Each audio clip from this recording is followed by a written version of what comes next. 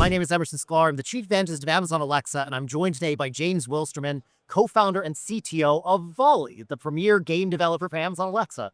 It's great to be with you. Yeah, thanks for joining today. So, James, Volley has been one of the longest-lasting Amazon Alexa partners. It's one of the originals in the space, and certainly one of the most prolific developers of entertainment experiences on Alexa.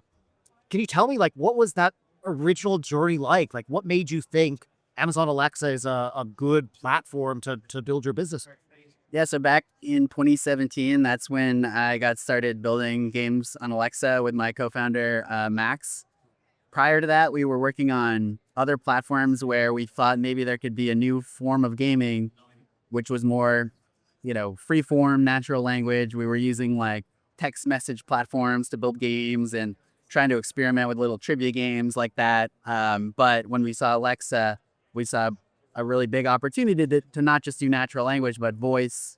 And we were very impressed by the capabilities of the original Alexa platform. So we got started building these games and really never looked back. And, many years later, we're still building great voice AI gaming experiences. Yeah, which is, I think, reflected in the millions and millions of people who use your games every single week all over the world.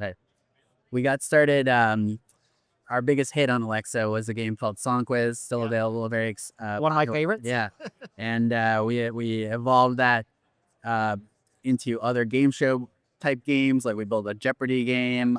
We have a game called Question of the Day on Alexa. All those are very popular.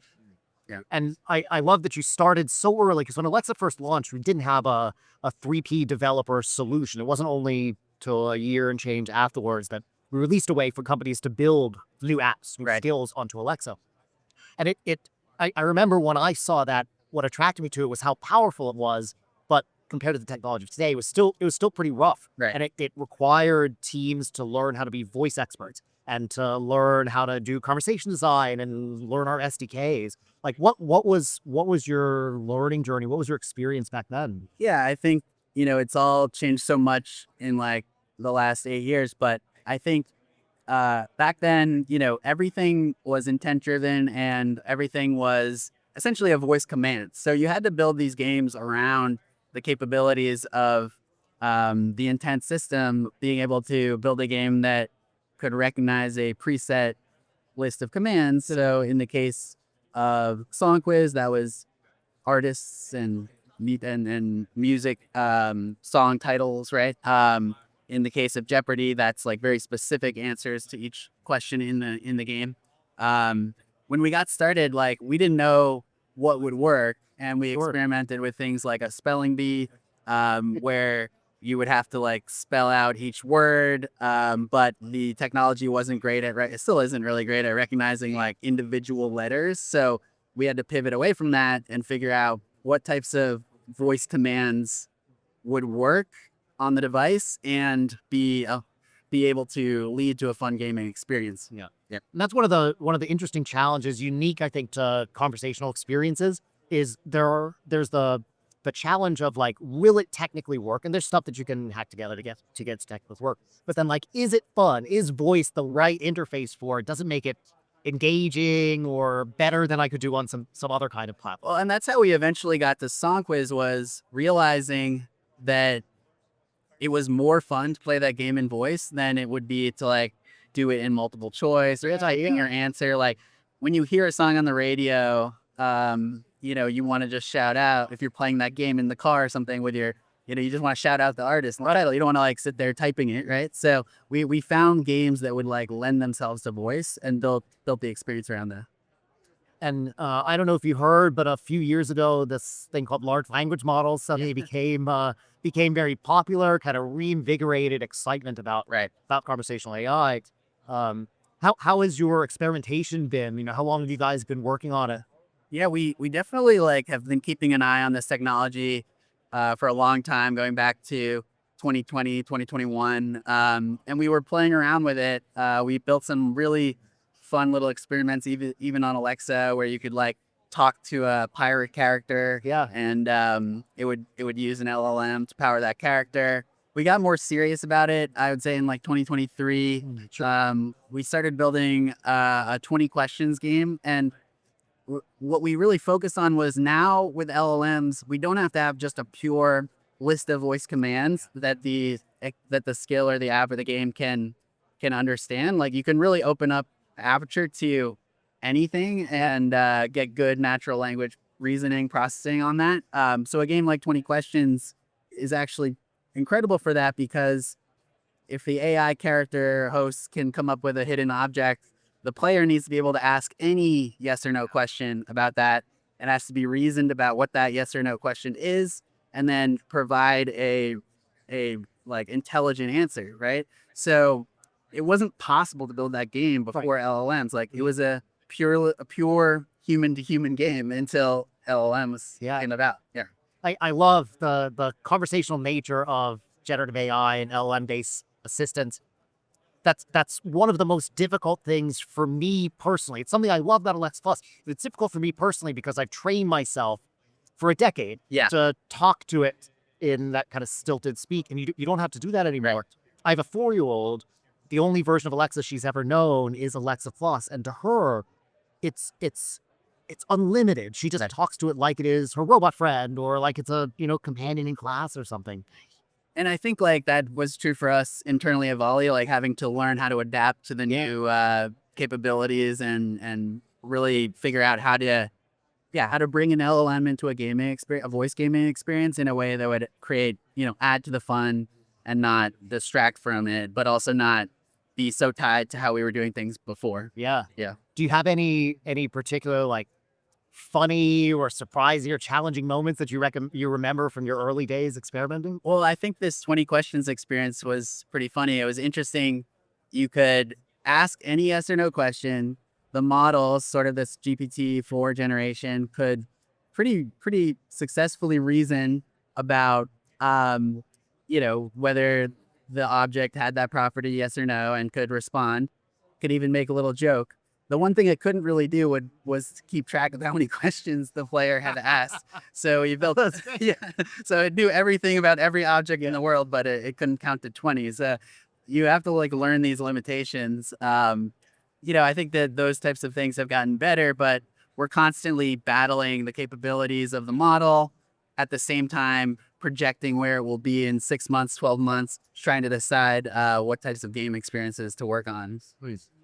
And I love some of the games that Volley makes. You mentioned Song Quiz and Jeopardy. Like they have such strongly defined brands, such identities. Yes. You get into it, you recognize the experience that you're in the middle, but keeping that consistency is challenging for LLMs, right? Making sure that it still provides that delightful experience, but adheres to whatever the specific characteristics are that you're looking for. How do you guys think about that? Well, I think this was like a journey for sure. Like sort of almost getting philosophical about like what is a game. If a 20 questions game doesn't actually correctly count how many questions, is it still a game? If there's a character experience where you can say anything and it just kind of hallucinates that's a valid action in the game and it's really engaging. But like we were trying to figure out where that balance was of what are the models capable of, and how do we build, I think, interesting choices and stakes and sort of grounded game state into the experience while bringing in an LLM to add to the flexibility and creativity, and so that was the journey for us for sure. We experimented with like a virtual pet type game. Okay, cool. But if you could just say like, hey, feed my cat, that can of fish, but you didn't actually own the can of fish, like it starts to break down pretty quickly, right? Yeah. I think in the last year, we've started to see like more robust kind of capabilities on function calling and the ability to like, have guardrails where that like becomes more resilient and you can start building these much more complicated game states or with an LLM. But I think it's taken time. So we've had to like balance what is possible today and how do we get to that future we're envisioning with more ambitious ideas. And you guys, I think, are more mature in your skill set around both certainly conversational AI, but even with generative AI than most companies that are out there. I mean, everyone is experimenting, everybody's trying it, but very few companies have made something that they put in front of customers. Yeah. Let alone multiple things that they put in front of customers. How do you see kind of your strategy going from where you are ahead of that curve today to staying ahead of the curve or continuing to innovate in the next, 1 to 5 years? I think we definitely made a lot of strides in the last year on, zeroing in on what we want to be great at. And we always want to be great at voice AI experiences, right? So, and games especially. So I think we needed to figure out what types of games could like really highlight the generative AI voice capabilities on the devices we operate on, not just Alexa, but Fire TV, smart TV, the web. And I think that was the key unlock for us was like, let's make the best possible voice AI experiences with the cutting edge voice AI models, which, to us are these really low latency speech to speech models where you're essentially getting real time conversation. There's no, multi-phase transcription, reasoning, and then synthesis step. And so we were so impressed by the capabilities of those types of models. We decided to build a whole game called Wits End, which is an AI RPG around that idea. Cool. Yeah. Is that on Fire TV on the web? So we started on the web just to really like zero in on like, let's make this as fun as possible and as fast as possible and really like learn the capabilities of the model with the idea that now in the next few months, we're going to bring that to our traditional platforms like TV and Alexa. Yeah. Cool. And you started on Alexa, so Fire TV came after. Yeah. So in the last year and a half or so, we have decided like there's a big opportunity for Volley to get our games on smart TVs. Yeah. And we saw actually on Alexa, people were playing our games on Fire TV, but it wasn't like an optimized experience because we didn't have like, visuals that were designed for a TV screen. Yeah. And so, yeah, in the last year, we've like seen a lot of success bringing and reimagining our games that we had on Alexa, like Song Quiz and Jeopardy, to a big screen. Both TV and Alexa are great for the types of games we like to make, which are social by nature. There's other people in your house. They're voice by nature. You're not embarrassed with talking and like, use it, shouting and laughing with your family in your house. And you want that to be like a casual experience too, right? You want it to be almost like a family game night experience or like you said, like a very simple, mechanic where instantly what you're getting into. And so we've just realized that the TV and Alexa are both incredible surfaces for those types of games. We had to like invent where the interactivity would occur. And I think we had this intuition and historical experience using voice where we knew that was the unlock that would propel TV to be a more interactive experience. So we have, we use the TV remotes on the Fire TV to use the microphone that's built into the remote on Fire TV. And then we also allow you to scan a QR code and connect a phone-based app and use that as a microphone as well when you're like playing Jeopardy, buzzing in, answering the question. We had a lot of evidence that voice would be the way that TV could unlock these like interactive multiplayer game experiences. Yeah. And have you found stuff that really is not a fit? Things that, or maybe you got down the path and realized it's... Our sweet spot is like these kind of game show games and storytelling games where you don't need like such low latency, where it's like, it can still be like a casual kind of conversational driven experience, like buzzing into Jeopardy. You're not necessarily like needing milliseconds. There's lots of millions of dollars on the line, like the real Jeopardy or Right. something. Yeah. So, and then with AI, like, I think we originally with these virtual pet games and things like, we were experimenting with, we were just trying to bite off too much, right? We were like, we were trying to like, build like really complex game worlds and like have the LLM mediate all these like, kind of game state properties. And like the key insight for something like Wits End was like, just make one great agentic voice AI character that powers the game with like very few function calls, like, and build a whole game around that. Don't try to try to like build a AAA world, right? And reinvent every aspect of gaming all at once. So I love that it sounds like Volley really tries to keep in mind both like what are the actual technical limitations and possibilities with the tech, but then the same notion that we have at Amazon of customer obsession of like what is best for the customer, what do they want, what's going to move the needle for them, what's most useful to them. Do you see changes in customer expectations or customer behavior now with the advent of large language models? Yeah, I do. I think Volley has always been successful in taking cutting edge, innovative technologies and sort of packaging them for this family friendly, casual gaming audience, which means meeting them where they are in their living room or their kitchen with their Alexa device and, making it very seamless and low friction to just get into a gaming experience. Yeah. And you almost, as a customer, I think you just kind of forget, hey, this is like sort of a magical technology that I didn't have access to just a few years ago, which is what we want. I think we want it to feel like that. I do think that as we've seen with Alexa Plus, the expectation is growing and is higher for more open-ended conversational experiences, the ability to switch between different tasks on the fly, the ability to get kind of the ability to get knowledge about the world and context about that, and just generally, I think being able to get more personalized, customized experience. So, in some of our games that we're building right now, we're looking at how can we, instead of just giving you a set of trivia questions that we've written, how can we let the customer tell us what categories they want to learn about or play a trivia game around? Yeah. And then have an agent system kind of go and out and maybe we do a web search or, pull in some context and build the whole set of trivia questions on the fly. Yeah. Yeah. So those types of things are new that I think people are increasingly expecting. So I think it's good for all of us, Right. right? I think a rising tide lifting all ships. Like Right. those kind of better experiences drive all of our companies to do more, to do better, buy better customer experience. For sure.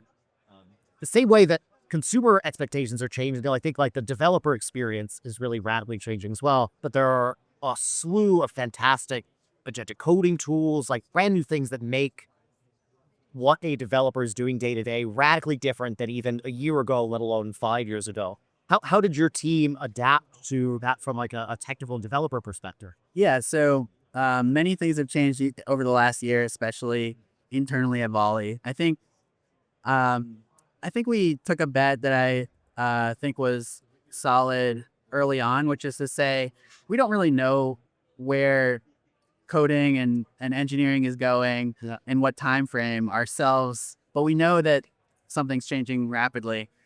So we gave all of our teammates access to, Cursor, Claude Code, all these developer augmentation tools, and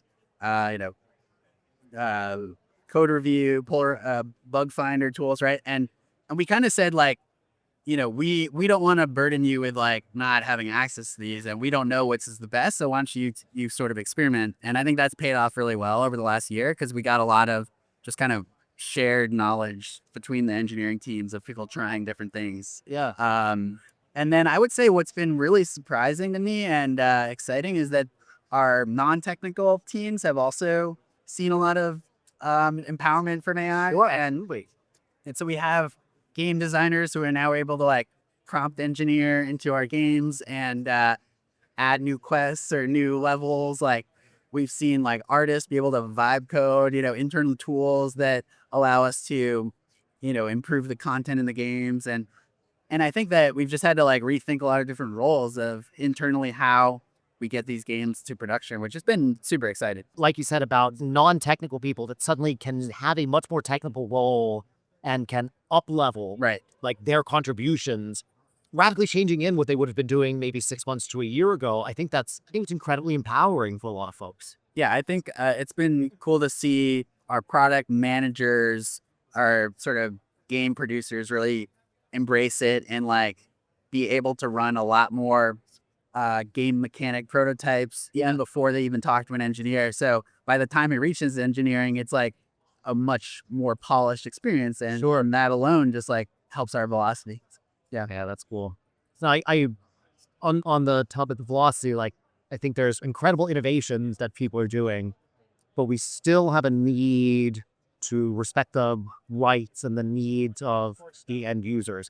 And with generative AI, ensuring that we maintain whatever the appropriate security and privacy controls is I think an ever increasing challenge. How do you guys think about doing right by the customer from that lens? Yeah, I think we have taken that seriously from the very beginning of Alexa and voice technology, minimizing what we're collecting, minimizing who has access to any data internally, and not collecting information that we don't need for the game, right? So I don't think much of that changes necessarily with generative AI. I think that what does change is you start to need like more guardrails on like what the content of the game is, right? And so we have this game Wits End. We talked about an AI RPG.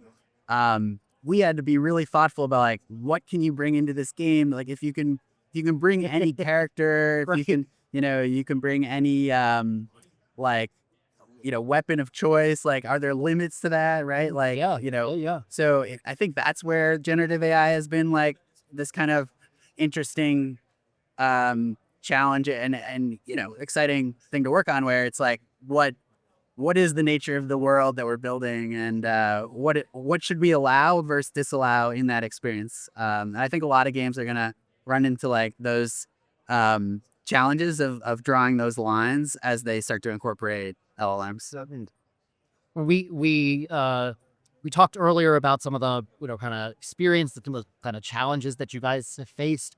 And again, I think you are further along in your Gen AI journey than most companies out there. What would you say to people out in the world who may not be as far along in their journey, who maybe are just starting? What recommendations would you give? Well, I think in retrospect, I do wish we had slowed down a little bit almost and like took a really R&D lens to it. I think when we were first starting building Gen AI games, we came up with the game idea and like went off to the races, right? And you run into these challenges that we've talked about around function calling, or like latency, or just like things you're not expecting, how the models actually behave. So I think what we did really well in the last year was like zero in on the types of models that we're like trying to showcase in the games, and like learn about them, learn about the limitations and the